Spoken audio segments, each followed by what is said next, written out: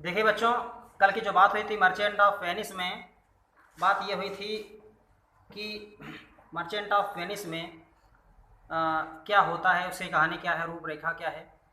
तो होता क्या, जैसा कि आप जानते हैं कि साइलॉक की लड़की लारेंजो के साथ भाग जाती है और लारेंजो और जेसिका साइलॉक ये तीनों बेलमोंट जाने की तैयारी में होते हैं। इसके बाद आगे बात करते हैं तो कुछ हफ्ते गुजर जाते हैं और एक खबर आती है कि एंटोनियो के जहाज समुद्र में कहीं खो गए हैं। और वही साइलॉक को भी पता चल जाता है कि एंटोनियो के जहाज खो गए हैं और उसकी बेटी जेसिका उसका सारा धन पैसा लेकर के अपने प्रेमी के साथ चली गई है। साइलॉक इस चीज़ का गुस्सा एंटोनियो के शरीर से 1 पाउंड मांस निकालकर अपने गुस्से को ठंडा करने की कोशिश करता है, क्योंकि समय सीमा भी जो थी वह भी खत्म होने को थी और इस पर एंटोनियो की सहमति भी थी कि अगर सही समय पर अगर मैं पैसा वापस नहीं लौटा पाया तो आप एक मेरे शरीर का 1 पाउंड मांस आप ले सकते हैं इसी बैंक का। तो इसी तरह से बेलमांट में पोर्सिया और बेसैनियो आपस में बहुत सारा वक्त गुजार रहे हैं। वहाँ पहुँच गया बेसैनियो, बहुत सारा समय गुजार रहे हैं और दोनों के बीच में प्यार भी हो जाता है। लेकिन इन दोनों की शादी तो तभी हो सकती थी जब बेसैनियो उस संदूक वाली पहेली को हल कर दे, तभी होगी। शादी करने के लिए बेसैनियो सही संदूक को चुनना है। अगर शादी उसे करनी है पोर्सिया से बेसैनियो को, तो सही बक्सा चुनना है। सबको लग रहा था कि बेसैनियो गलत संदूक को चुनेगा, क्योंकि बड़े बड़े राजकुमार इस पहेली को हल करने में नाकाम हो गए थे। इसलिए उसको भी बेसैनियो से उम्मीद नहीं थी और पोर्सिया को भी नहीं थी। उन लोगों को भी नहीं थी कि मतलब ये बक्सा सही चुन पाएगा। पोर्सिया को भी उम्मीद नहीं थी, क्योंकि बड़े बड़े राजकुमार सही बक्से को चुनने में असफल रहे थे। सबको लग रहा था ये, लेकिन बेसैनियो सही संदूक को चुन लेता है और बेसैनियो शीशे के संदूक को चुनता है, जो कि सही था। और पोर्सिया ने उसे खुशी खुशी अंगूठी दी और उससे सगाई कर ली। जब उसने सही बक्से को चुना तो उसमें देखा कि उसमें पोर्सिया का जो चित्र था, फोटो था, वो उसमें पाया गया।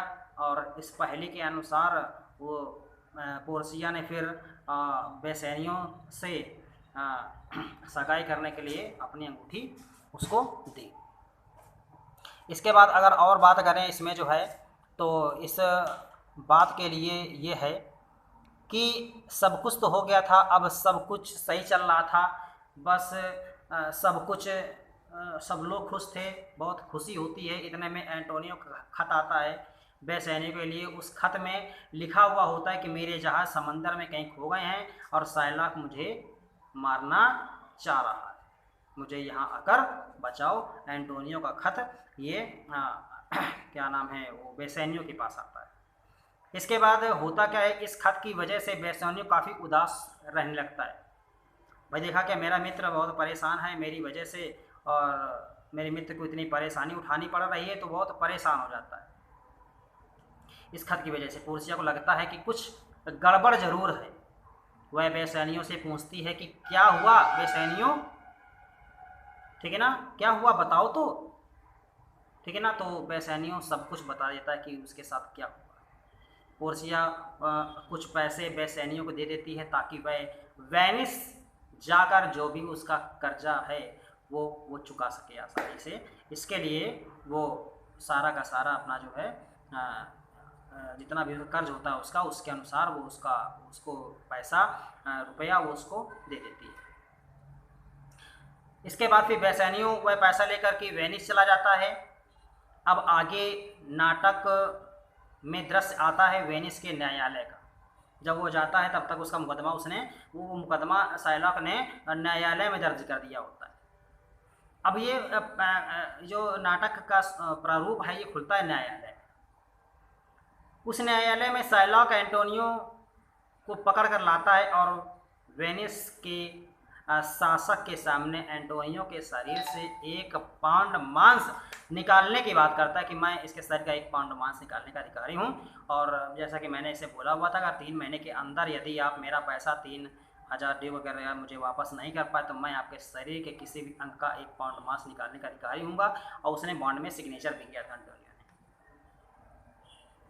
तो उसके बाद जो है जब ये बात होती है तो उसमें ये भी होता है कि अब उसके बाद अब उस न्यायालय में पोर्सिया और उसकी उसकी जो सेविका थी नेरिसा, वो लोग भी जाने के लिए तैयार हो जाते हैं।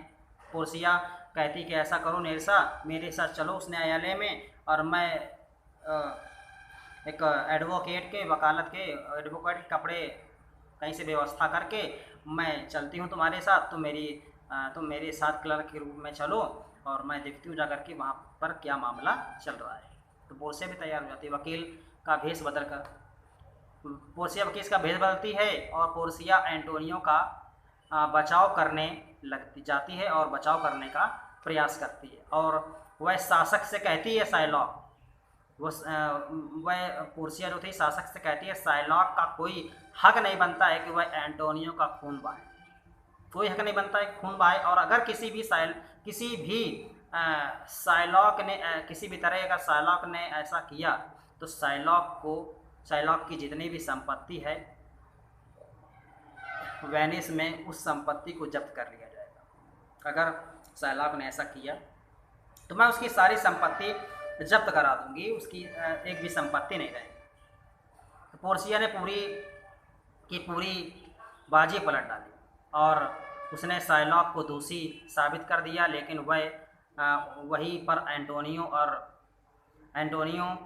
और वेनिस के शासक ने साइलॉक पर दबाव बना दिया। एंटोनियो ने और वेनिस के शासक ने साइलॉक पर दबाव बना दिया और कहा कि हम इसे छोड़ रहे हैं और इसकी संपत्ति जब्त नहीं की जाएगी, लेकिन साथ में एक शर्त रखी गई कि साइलॉक मरने के पहले अपनी आधी संपत्ति एंटोनियो और आधी संपत्ति अपनी भागी हुई बेटी जेसिका के नाम कर दे।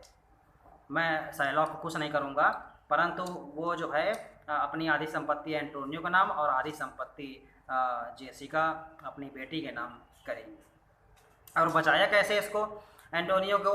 तो उसमें बॉन्ड में ये था कि मतलब आप 1 पाउंड मांस एंटोनियो के शरीर के निकालने का अधिकारी हैं, परंतु ये इसमें बॉन्ड में नहीं लिखा था कि 1 पाउंड मांस निकालते वक्त किसी भी तरह का रक्त बहेगा उसमें। तो पोर्सिया ने कहा कि आप अगर साइलॉक से कहते हैं अगर 1 पाउंड मांस आप निकालना चाहते हैं तो निकालिए, मुझे कोई परेशानी नहीं है, परंतु जो है इसके शरीर का एक भी बूंद रक्त का निकलना ही चाहिए और 1 पाउंड से ना तो कम होना चाहिए ना तो ज़्यादा होना चाहिए। अब साइलॉक ने सोचा कि मैं तो फंस गया और काटने के बाद 1 पाउंड कम भी हो सकता है, ज़्यादा भी हो सकता है, रक्त भी निकलेगा। तो वो जाकर के चरणों में गिर पड़ा और उससे माफ़ी मांगने लगा।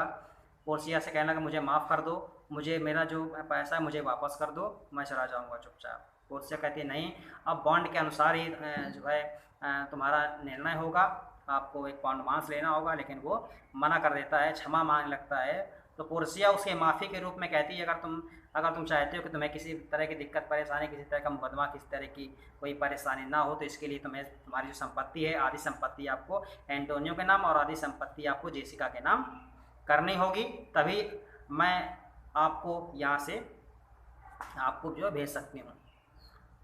तो इसके बाद साइलॉक ने सारी शर्तें मान ली, पोर्सिया ने अपना काम कर दिया और पोर्सिया वहाँ से जाने लगी। तभी बेसैनियो उसके पास आए, क्योंकि वह तो पता नहीं था कि यह तो पोर्सिया, उसको पता नहीं था बेसैनियो को। तो बेसैनियो ने उसे कुछ पैसे पोर्सिया को दिए, क्योंकि उसने वकालत की थी एंटोनियो की। लेकिन पोर्सिया वह पैसे लेने से मना कर देती कि मैं ये पैसा वकालत का ही लूँगी, ठीक है ना। और इसके बजाय बेसैनियो ने उसकी अंगूठी मांग, मतलब उसके बजाय पैसे के बजाय वो कहती है ऐसा बेसैनी करो कि मुझे ये अंगूठी दे दो जो पोर्सिया ने उसे दी थी। तो वो उसकी अंगूठी जो थी वो अंगूठी मांगती है, लेकिन बेसैनियो ने तो वादा किया है और पोर्सिया से पोर्सिया ने जो अंगूठी उसको दी थी बेसैनियो को, कहता ये तो मैं नहीं दूंगी क्योंकि ये मेरी जो है पत्नी ने जो है मुझे दी हुई थी, तो मैं ये नहीं दूंगा आपको। जो है एंटोनियो उसे उकसाता है कि दे दो भाई, चलो क्या है इसमें, क्या दे दो। उसने मेरी जान बचाई है, दे दो अंगूठी, क्या है। तो बेसैनियों को आखिरकार अपनी अंगूठी पोर्सिया को देनी पड़ी। अब नाटक में आगे दृश्य बेलमोंट का। बेलमोंट में लॉरेंजो और जेसिका अपनी ज़िंदगी के मज़े उड़ा रहे होते हैं, वहीं बेसैनियो और पोर्सिया भी उस दृश्य में दिखाए जाते हैं। वहाँ पर जो बेलमोंट में जो है लॉरेंजो, जेसिका और बेसैनियो, पोर्सिया, ठीक है ना, सभी लोग मज़े उड़ा रहे होते हैं, क्योंकि वहाँ से नया अलग से आने के बाद वो सीधे, जो पोर्सिया थी सीधे वो अपने महल चली गई थी। और वहाँ पर जो है वो कुछ समय बाद जो है एंटोनियो बेसैनियो भी वहाँ पर पहुँच जाते हैं। और लॉरेंजो और जेसिका तो पहले से ही वहाँ पर थे, तो खूब लोग मज़े उड़ाते हैं, खूब आनंद लेते हैं। और इसके बाद पोर्सिया बेसैनियो पर काफ़ी गुस्सा होती है। बाद में जब वो आते हैं महल में, तो पोर्सिया बेसैनियो पर बहुत गुस्सा होती है, झूठ मूठ का ही, कि तुमने मेरी अंगूठी को खो दिया। तो वह बेसैनियों को परेशान कर रही होती है, मतलब कि तुमने मेरी अंगूठी खो दी, दूसरे को दे दी, और बहुत परेशान करने के बाद बेसैनियों को सच बताती है। वह कहती है कि उस न्यायालय में जो एंटोनियो का वकील था मैं ही थी, ठीक है ना, और तुम्हारी अंगूठी मेरे पास ही है, तो मैं परेशान होने की कोई ज़रूरत नहीं है, मैं मजाक कर रही थी तुमसे। तो सब कुछ हो जाता है यह सुनकर। ऐसे में एक और खुशखबरी आती है कि एंटोनियो के जो जहाज़ से कुछ समय बाद फिर खुशखबरी आती है कि एंटोनियो के जो जहाज़ हैं वो खो गए थे समंदर में, वह सही सलामत वेनिस वापस आ चुके हैं। ये खुशखबरी भी एंटोनियो को मिलती है। तो कहानी के अंत में सब कुछ अच्छा हो जाता है और सुखद अंत बताया जाता है इस नाटक का, जो इस नाटक में जो कार्य हो रहा होता है। और तो दोस्तों, यह थी मर्चेंट ऑफ वेनिस की स्टोरी हिंदी में। और मैं आशा करता हूँ को आपको यह सारा सारांश बहुत अच्छी तरह से पसंद आया होगा। और मैं चाहता हूँ घर में बैठ कर के आप इसको आसानी से पढ़ें, इसका अध्ययन करें, इसकी कहानी को समझें और इसके पात्रों को समझें। और जो भी किसी प्रकार की परेशानी है तो आप कमेंट बॉक्स में इसमें लिख सकते हैं। आज के लिए इतना ही काफ़ी है। धन्यवाद, शुक्रिया।